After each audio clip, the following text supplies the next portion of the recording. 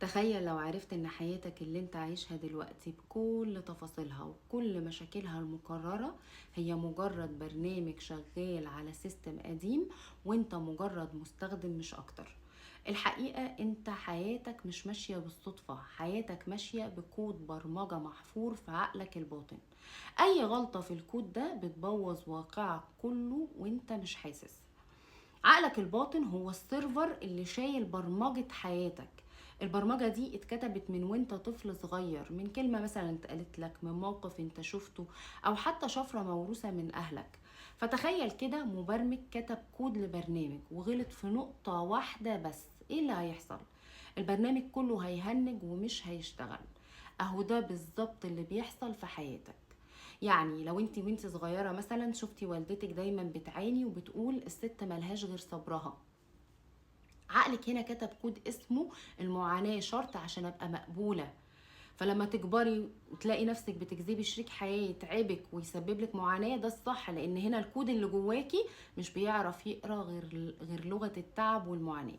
مثال تاني عن المال، وللأسف جملة كلنا بنقولها: الفلوس بتغير النفوس. عقلك كتب كود برمجة ان الغنى خطر، فكل ما تقرب تنجح او تعمل فلوس الكود ده بيعمل لك اكشن في حياتك يخليك اما تصرفهم او تضيع الفرصة عشان يحميك. الكارثة ان الكود ده قديم جدا وانت اصلا ناسيه، بس هو لسه شغال في الخلفية في الخفاء، بيتحكم في كل قراراتك وانت فاكر ان انت بتختار، بس الحقيقة الكود هو اللي بيختار لك. وعشان كده مفيش فايدة من ان انت تغير الشاشة اللي هي واقعك طول ما الكود ده موجود وشغال بنفس النسخة القديمة. امال الحل فين؟ الحل الوحيد اننا نعمل ابديت للنظام وندخل لعمق البرمجة ونفك الشفرات اللي بتهنك حياتنا. وده اللي بنتعلمه في كورس فك الشفرات.